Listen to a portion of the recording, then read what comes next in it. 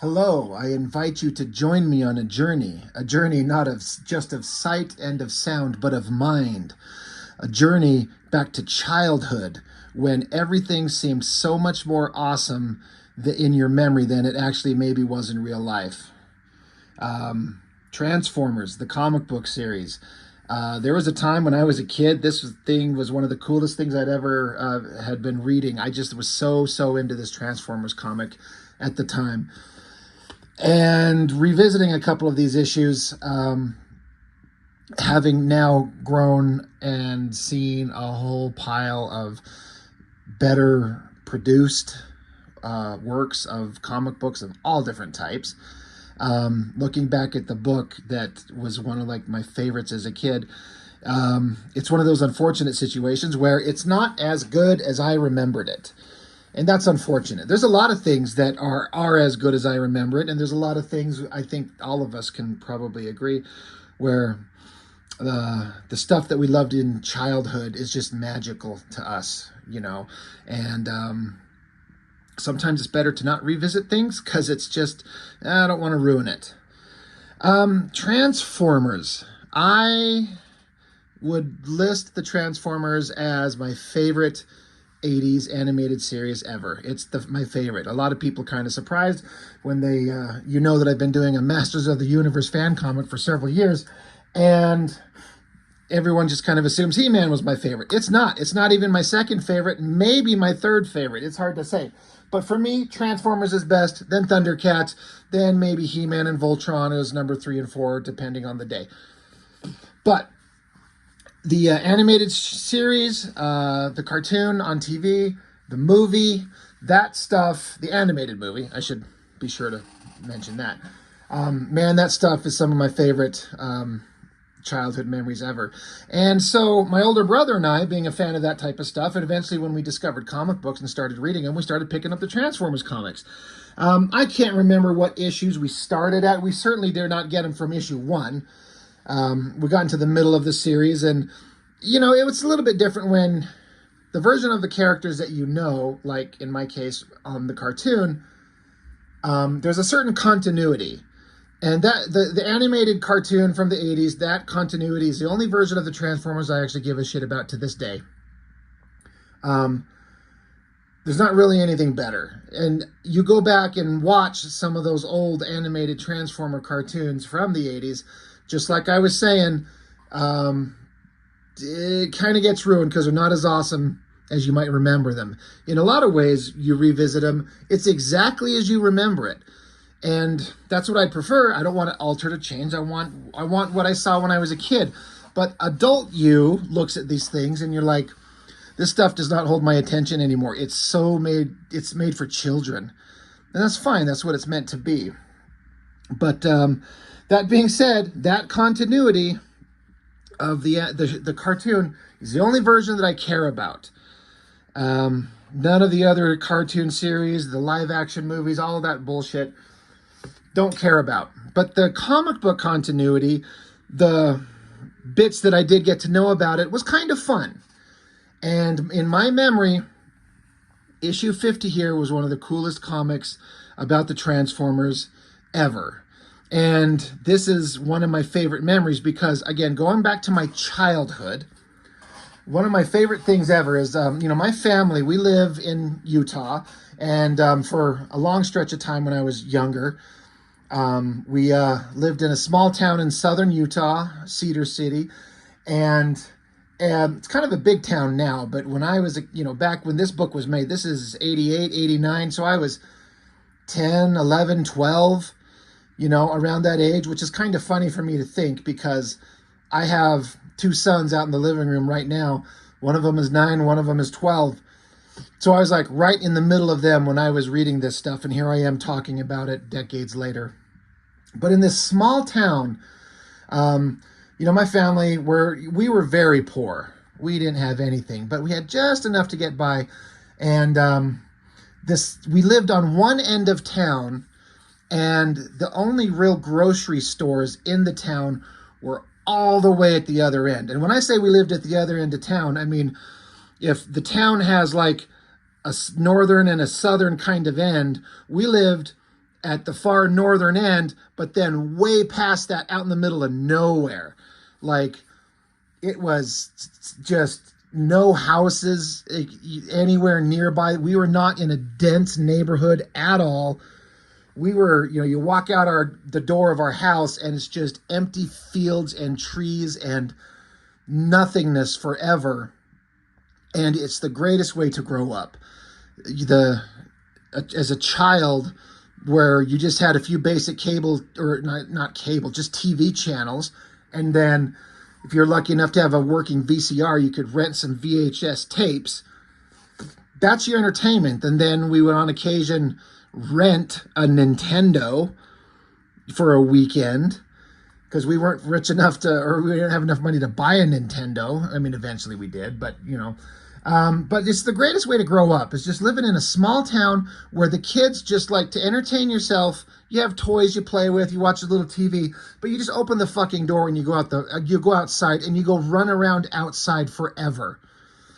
Get some neighbor kids. Again, I say we were out in the middle of nowhere, but down the road a ways there's some houses, and down farther some other houses, and all us neighborhood kids would get together and just run around for hours and hours, just nonstop, being imaginative and playing. We're playing soldier and stuff like that. We'd watch the movie Predator and pretend that the Predator's chasing us, or that we were, cops or something like that. Bad guys, good guys, criminals. It was just so fun. It was such an imaginative time. It was so fun. And what would happen is, like I said, where we lived way out in the far end of town, out in the middle of nowhere, when we had to drive into town to go to, God, what was it? Kmart, I think it was, to buy groceries.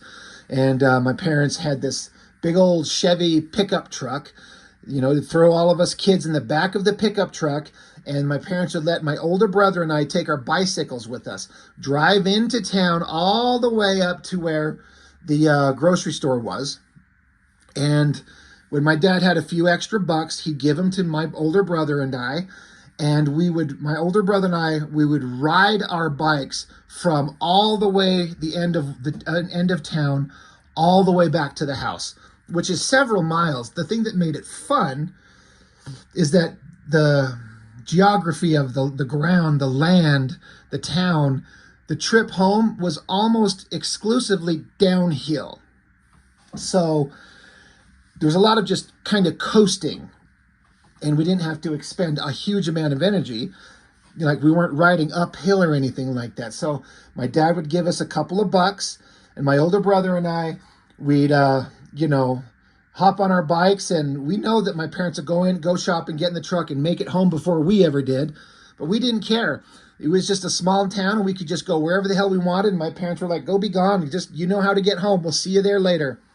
So we'd ride down through the parking lots, down the street, stop off at this place that had some arcade games, play some arcade games there, get a Coke sometimes, and then ride down Main Street of the town, stop at this place called Bullock Drug. It was a drugstore, and inside there was a spinner rack of comics, and it's from there that I picked up so many, basically all of the first comics that I ever got my hands on. I remember picking up the Infinity Gauntlet from that spinner rack, X-Men #1. But at one point, this book, we were getting Transformers, and I remember this book right here, I was so excited for issue 50 of the Transformers. God, I couldn't wait. The story that was building up to this, I was so excited for. But, we couldn't read it right then. We had to get it, and we had to get home. But also on this specific trip, I don't know why. I can only imagine that my parents, the washer and dryer that we had at the time stopped functioning. So my dad said, we're going to stop at the laundromat, that one that you pass on the way home. We're going to stop there, and we have to do all our laundry. So when you and your brother get there, stop there, and that's where me and your mom will be, and your brothers and your other brothers and sisters. And that's where we're going to be, and we're going to do some laundry, and then we'll go home from there. So on this day, my older brother and I, we get the comics, we stop at a couple places, and we stop at this laundromat. And I remember going inside there, and my older brother, he got to read this one first. And I was like, not mad at him, but like, goddamn, hurry up. I want to read this story. I want to know what happens. Hurry up. But I remember sitting in this laundromat when my parents are off doing laundry. I'm 11 or 12 years old, again, just like my son out in the living room right now. And I read this thing, and it was one of the coolest things I'd ever read. It was so fun. I loved it so much. So I thought we'd do a flip through on it. I do have the previous issue, 49, and I was flipping through these. One of the things I was talking about earlier is that how your memory of them were better than the actual thing itself when you look at it with a more educated, critical eye, and then you've seen a lot more stuff. The artwork in these things is mostly terrible. I'm sorry if you're a big fan of these books and the artist. I liked them, but compared to some of the other stuff I've ever seen in comics, especially some other Transformer books, it's not great. It's fine for the time. As a guy who likes to make comics, I can't imagine a comic that would be more of a pain in the ass to draw than a fucking Transformer comic, because it's all cars and jets and vehicles. And I hate drawing that stuff. It sucks so much. So credit where credit's due to the artists that are, have to do these. But I wish that they could make them a little bit more exciting visually. We'll see what I'm talking about when we get into this. I always like this corner box, though. I think that's supposed to be Fortress Maximus, if you know Transformers. But just this shot of this guy, it looks to me like he's ripping his own head off. I mean, he's holding his head, but is he ripping his head off? Like, let me bring it up closer. I never knew what it meant or what it represented, but I always thought it gave the Transformers like a creepy vibe. Something weird was going on, and I didn't understand it. But I'm not going to try and explain what was going on in this issue, except that this is the Underbase saga. And this is book 3, and the issue 50 is book 4. Autobots, Decepticons, there was all kinds of conflicts going on, but I don't have the other issues. My older brother has them all. So I can't remember what the build-up to all of this was.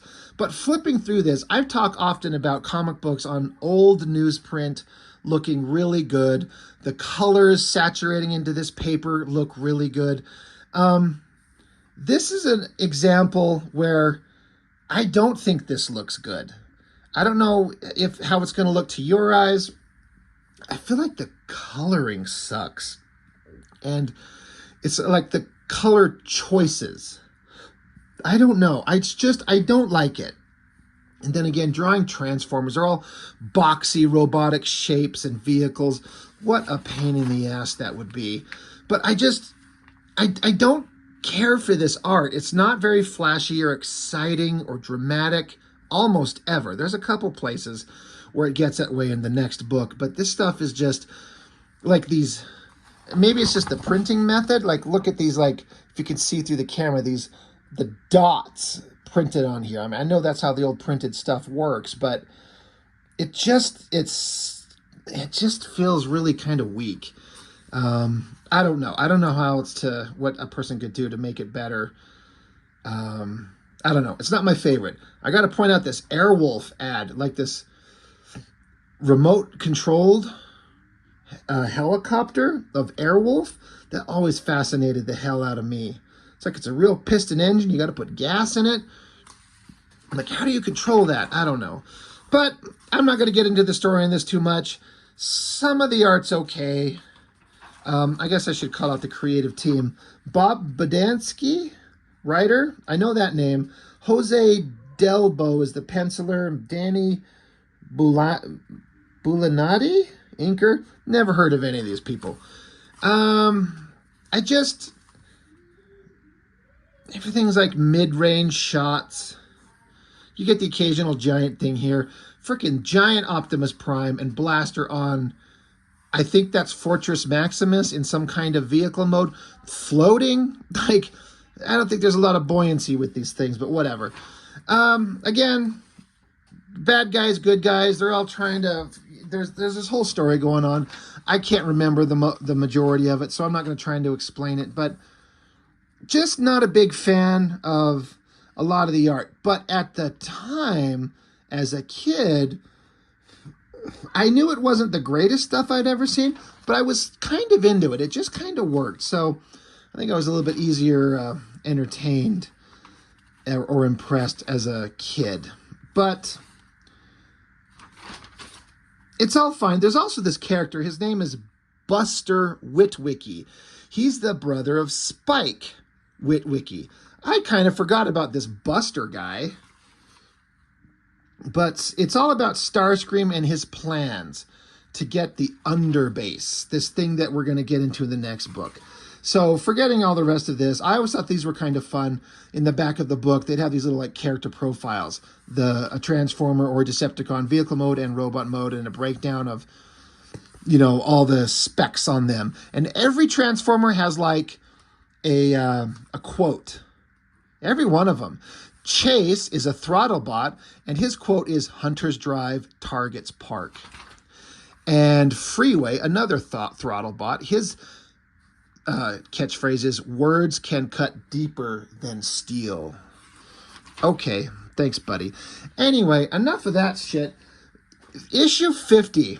Basically, there's this glowing ball of energy, this kind of cube shape, which, as much as I was kind of shitting on the artwork in the previous one, this looks kind of good. Let me check if the colorist is the same. This is Nil Yomtov on color. Same guy in the previous book. So I don't know what's going on, but this one looks kind of cool. But basically, it's some kind of thing that it describes what it is here. Millions of years ago, it began as a collection of knowledge on the planet Cybertron, but then it ended up being a thing that blasted through space, gathering knowledge and power. It's like the key to ultimate power to a Transformer. I don't know if it's like a thing of legend, but everyone knows about it and everyone wants to get it, or at least keep the other team away from it. Autobots don't want the Decepticon to have it and vice versa.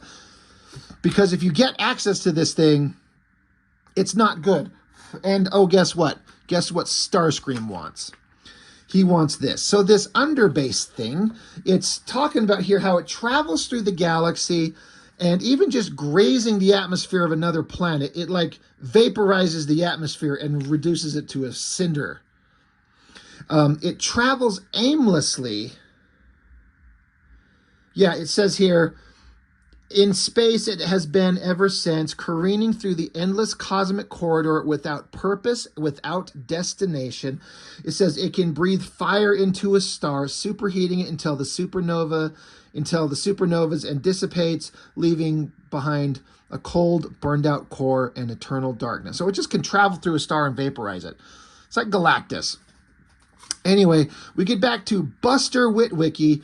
He's trapped in the Arctic because Starscream dropped him off here as bait for the Autobots to show up to come rescue him. The idea being that if the Autobots show up here, the Decepticons have a base just like a mile away, and the Decepticons will see the Autobots coming, so it'll lead to a big battle that will distract them all while Starscream is off into space seeking out the underbase to get the power. So it's Starscream being kind of smart. In the cartoon, he was always like a conniving, cackling fucking idiot. But he's kind of tough and he can be kind of smart, but, you know, he's not very brave or, you know. But in this comic, I'm like, he kind of had a plan and was working towards a goal, and kind of good for him. So now there was some characters that I'd never seen in the animated show, but like you got Scorponok, and I think the leader of the Decepticons is Ratbat. He's like one of those cassettes that come out of Soundwave. He was in first time I ever heard of him was in the Transformers movie, the animated movie, and, you know, Soundwave, you know, he has this big moment where Blaster's radioing Prime for help. And, you know, Megatron's like, Soundwave, jam that transmission. So Soundwave runs up and he says, Rumble Frenzy, Ravage Ratbat, eject Operation Interference. And I was like, I know Rumble, Frenzy, and Ravage. Who the fuck is Ratbat? And he just transforms into this flying bat cassette thing. So he was a nothing in the movie. And if he was ever a character in the shows, I never saw it. But in the comic, he's leading the Decepticons. I don't know where Megatron is at this point. He's never in the book, so I assume he's dead. But, and then they had this character, for some reason, I always liked this character, Fortress Maximus. Very big bot whose head separates and forms a smaller bot, and then that head of the smaller bot separates, and there's Spike, there's Shia LaBeouf, right there. So I always thought Fortress Maximus was kind of an interesting character. I was kind of into him. But they find out there's the brother. He's almost dead, so they got to microwave him inside one of the robots. Power Master Optimus Prime shows up. I remember reading the comics leading up to this because Prime was dead, but his consciousness was downloaded into a computer of some human, I think. He got a new body. His trailer transformed and morphed onto him. So he's a bigger, more armed version of Optimus Prime, which at the time I thought it was really badass. I actually have the original Power Master Optimus Prime here at my house. It belonged to my older brother, and a couple years ago he's like, I don't fucking need this anymore. Here, you can have it. And I keep it just kind of for the nostalgia of it. Like, I don't know if it's actually worth any money. It actually might be a little bit. But it's like, here's a direct line to my childhood. This toy that we used to play with when we were 12 years old, and it's the same fucking one. I love it. So I've got this version of the toy. The toy is actually pretty terrible in that he's very straight and rigid and not a lot of articulation, but he looks kind of neat. That being said, there's Power Master Optimus Prime, and then the Decepticons show up. Now they fight. I always thought this thing sucked, where it's like Buzzsaw, Cannon Blast, Omega Supreme. So another one of the cassette things from Soundwave, who's just like Laserbeak, but his name's Buzzsaw. He shoots and takes out Omega Supreme. Omega Supreme is one of these like giant guardian Autobots that's super strong and powerful, and all the Decepticons fear him, and he's just getting casually blasted in the background. So sometimes I wonder if these artists, even the writer, knew about the lore of the characters, or maybe some of the lore hadn't been established yet, but they're just like, just have one bad guy shooting a good guy. We don't fucking care who. I don't care who it is. Just kill one of them. So I always wonder that, because it always pissed me off that Omega Supreme got his ass handed to him by a little fucking, like, little minion ejected cassette tape from Soundwave. It's really stupid. But then this comic was also an excuse to basically throw in every Transformer that was of any significance in this big giant-sized double issue 50. So, bunch of Decepticons fighting Autobots, battle, fight. Meanwhile, this is where the comic got suddenly kind of interesting. This is a ship that Starscream stole, and he's tracked this underbase thing, this thing from the original front page, that he knows what it is and how important it is. And as a kid, I was like super into this. I was like, oh my God, this is so crazy. Starscream of all people. And he's like talking poetically. Says, "Oh, beautiful light, illuminate my brilliance with your own. Bathe me in your glorious galaxy-shattering glow. For I am yours and you are mine, and no one can stop our union, least of all the Transformers." Yeah, he says, "And now happily the two sides no doubt slaughter each other because no one had the will, the guile, the vision to do what I am about to do. And then no Autobot, no Decepticon, no force on Earth, nay, no force in the universe will be able to stand against the power of Starscream." So I'm like, God damn, there's some moments in here that this would have made a great scene in a cartoon. You know, Starscream pulling all this powerful, like, he's smart, and he pitted the two factions against each other so he can fly off and get ultimate power and become a giant god being like you see on the cover here. Like, he's like Transformer Galactus. Meanwhile, while the Decepticons and Autobots are fighting, the stupid Buster Witwicky, he says, look, Starscream has played us all, and he's off to go screw us all over while we destroy each other. So if we're going to be stupid and play into his hands, we can kill each other, or we can stop and be smarter than Starscream. And both Fortress Maximus, the leader, I mean, I know Optimus Prime's like typically the leader, but in this kind of time, Fortress Maximus is, because Prime had been gone. Anyway, Fortress Maximus and Ratbat tell their teams to stop. And like, look, Starscream's on his way to go do some fucked up shit. If we don't stop him, we're all going to be sorry. So we need to combine our efforts. And so it says, soon, with age-old enemies working together, The preparations are completed, and they launched the Decepticon base. Now, this is one of the stupidest spaceship designs I've ever seen. I get the concept, but the idea is that the Decepticon base in this comic was just an island on the ocean. So it's just an island, right? But underneath it is a giant mechanical structure that's a ship. So what it can do is it forms a dome over the island, and then it blasts off into space. So it's a ship with an island, like a human tropical island for like the nose of the craft. Like, I get the concept, but it's kind of silly. Anyway, the Autobots and Decepticons are now launching into space to go get Starscream. Meanwhile, he jumps out of the ship that he stole as the underbase itself approaches.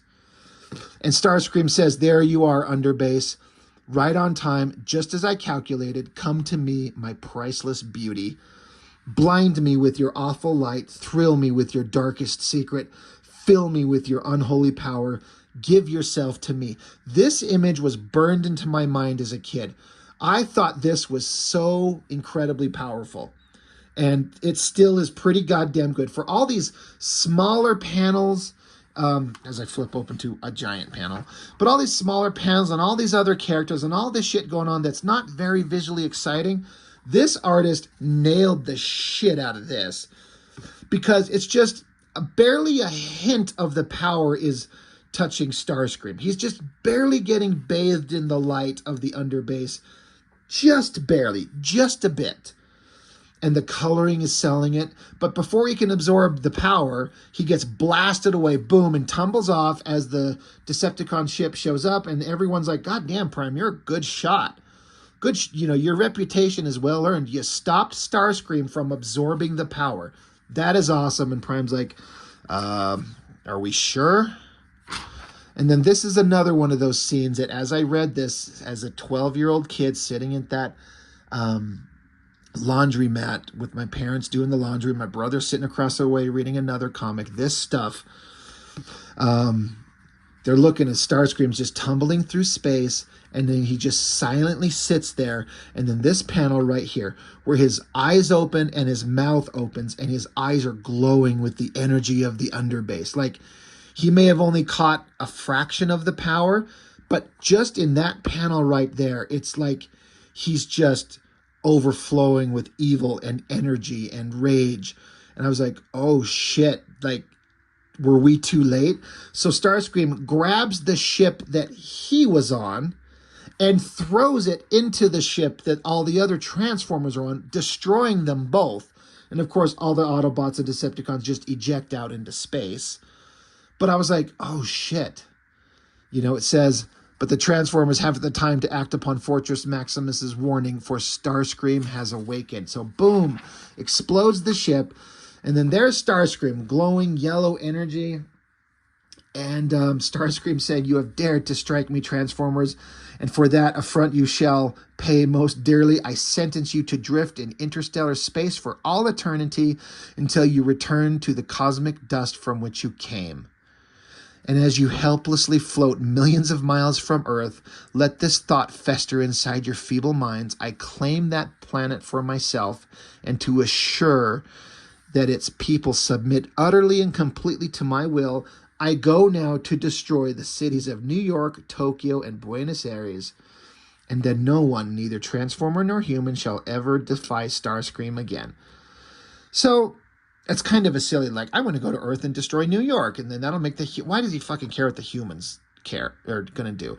But so now the Transformer's just floating in space, and Prime's like, "Well, don't worry, I thought ahead. I had the Ark, the Autobot spaceship, follow us close by." So then it shows up now. So now they all get to get onto that ship, and now they make plans to, like, how do we stop Starscream? He's got just a fraction of the underbase power, but it might be too much for all of us. Like, every Autobot and every Decepticon here still may not be enough power to stop Starscream with just a fraction of the power.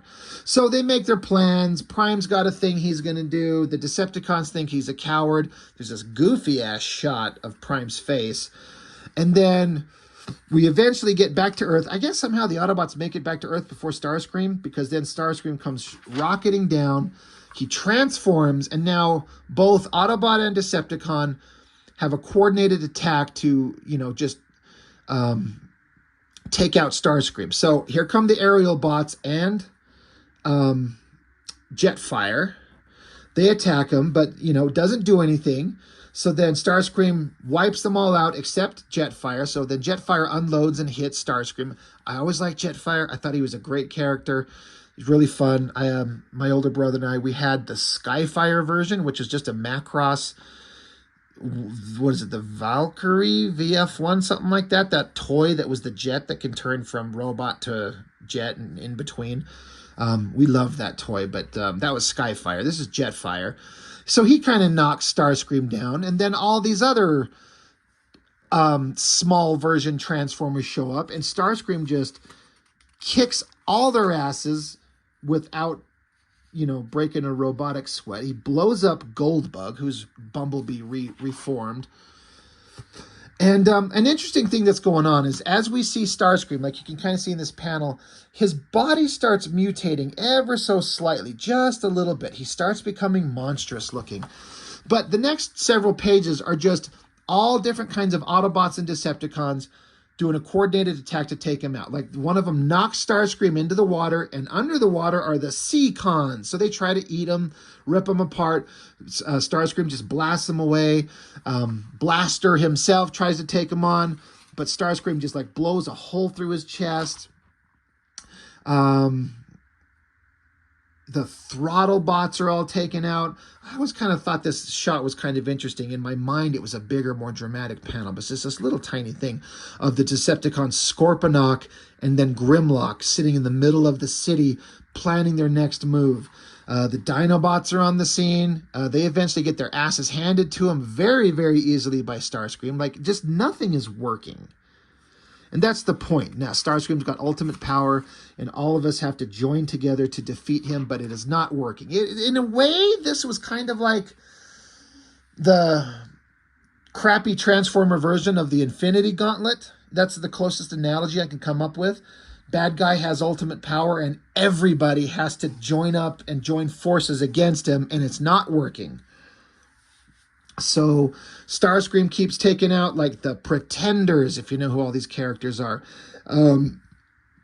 Grimlock gets him by his leg, gets Starscream by the leg, but then Starscream just flips Grimlock around and puts him in the way of laser blasts from a bunch of other Transformers aiming at Starscream, but they hit Grimlock instead, and then he's just lying there with his body blown open. You're like, oh shit.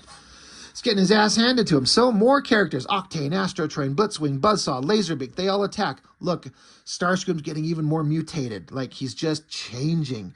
He's getting more, like, just overwhelmed with his power. He says, I am Starscream the Destroyer. I honor your city above all others, for I have chosen to obliterate it so that the people of your world can know the power of their new ruler and tremble before it. So now the Technobots show up and get wasted immediately. Soundwave shows up. I think that's Soundwave. Looks like him. Knocks Starscream down. Fortress Maximus shows up, gets blasted. Omega Supreme shows up. And, he's kind of got some presence of awesomeness like he's supposed to. He saves Fortress Maximus from getting killed. He blasts Starscream, but then this is another one of those shots of Starscream where his body's mutating, his face looks creepy. That's another one of those that stuck with me forever, is that shot of Starscream's face right there. Takes out Omega Supreme, he's down, and Starscream takes off. I think what they're saying is that he's going off into space to deal with Optimus Prime. Starscream is. He's like, I'm going to go deal with Optimus Prime. And yeah, Prime's up in the Ark. He's trying to do a thing to deflect the power of the underbase itself to, there's a whole plan. I can't get into it because I didn't reread it in detail. But they're trying to stop the underbase. There's this device they put out there to reflect and deflect and redirect the underbase power. Optimus Prime is working with Rat-Bat. Hopefully it'll do what they need it to do. But then, of course, Scorponok betrays them all, shoots Optimus Prime, because Scorponok, being a bad guy, he wants the power of the underbase. So he flies out into space to collect up the power himself. So Optimus Prime has to get his happy ass up. This is Power Master Optimus Prime, if anybody remembers how those things are. It was like these alien species that look like humans that then put on these super suits, and then they transform into little engine things that connect to the Transformers to boost their power. This is Optimus Prime's guy. It's a whole thing. But anyway, Scorponok is approaching the underbase, and he's like, I want it. I want the power. But Prime shows up, and then they have to have a quick fight. And while they're fighting, the underbase is approaching both of them. And Scorponok's saying, I will die before I let you have the underbase power, Optimus Prime. And Prime says, I told you, you dumb shit.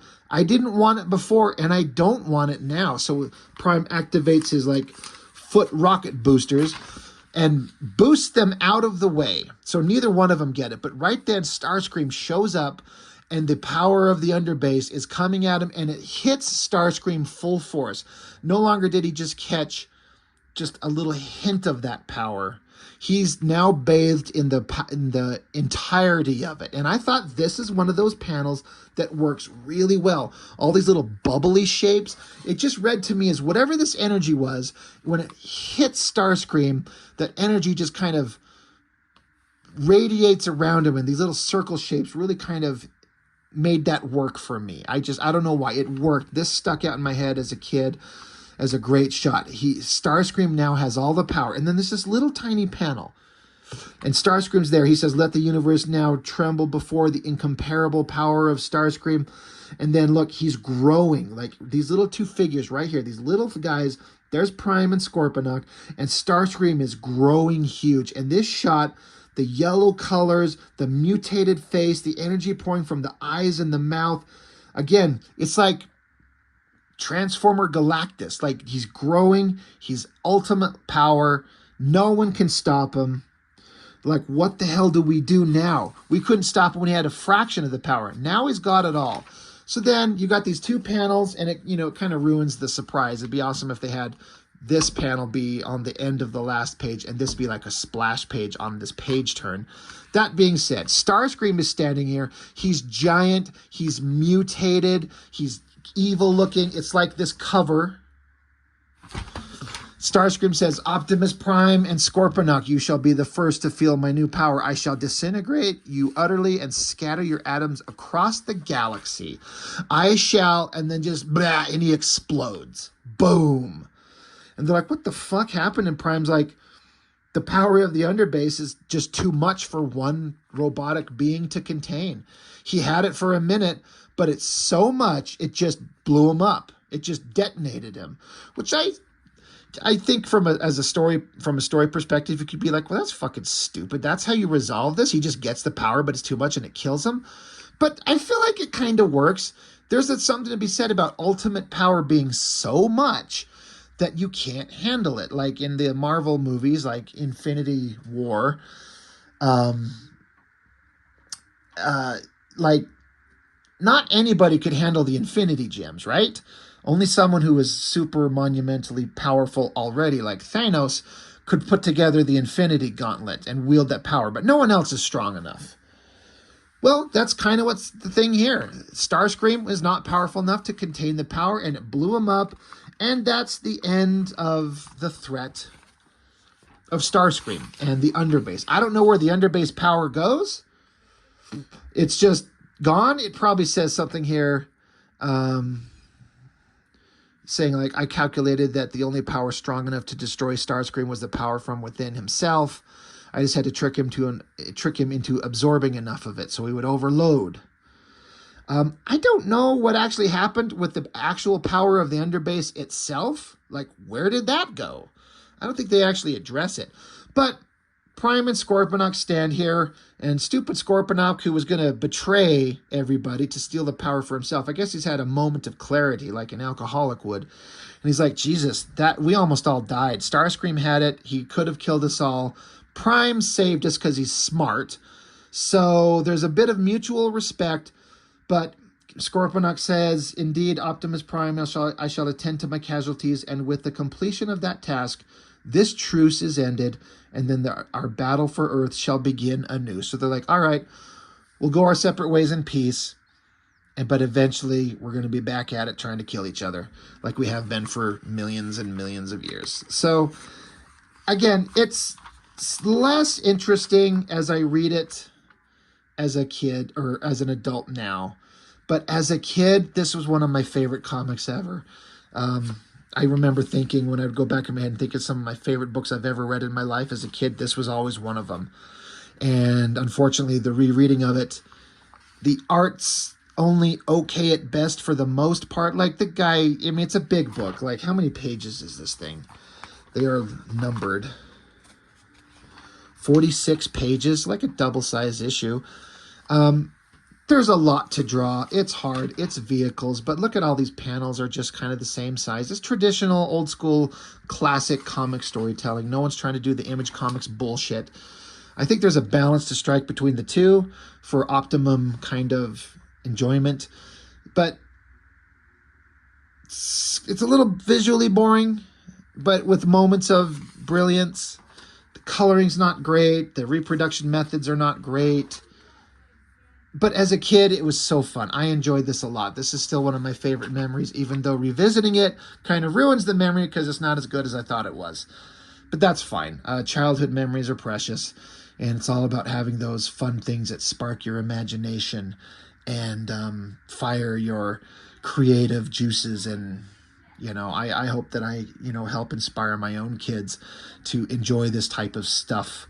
Like I have plans tomorrow. I'm going to sit down and watch the movie Enemy Mine with my oldest boy. I think he'll like that. I think he'll like the science fiction of it. I think he'll like the idea of seeing a human versus an alien lizard that's a bad guy. But then you find out that when they're stuck together, they find out that they're actually more similar than dissimilar, and they find common ground. And if you know the movie Enemy Mine, you understand what I'm talking about? But that's just like my oldest boy is getting to the point where he understands these things a little bit better, and I want to fuel that. Like my dad didn't discourage me from doing anything. He let me do kind of whatever I wanted, but he was never really an active participant. Really, I have the opportunity to kind of help, like be part of my kids' imagination growth and creativity, and I'm kind of excited for that. So that's my plan for that. And then I'm going to, one of these days here soon, I'm going to force my kids to sit down and watch the Lord of the Rings movies with me. I'm like, I know you know what these are, you've heard of them, but you're going to sit and watch at least part of one of these. And if you don't like it, then I'm going to send you back to your mom's house and I'm never going to see you again. You're not my son. So anyway, Transformers number 50. Good childhood memories. It's not quite as exciting, like I said, as an adult. But, it's good stuff. It's fine. So anyway, that's all I got. Thanks for watching. I really appreciate it. I'll see you next time.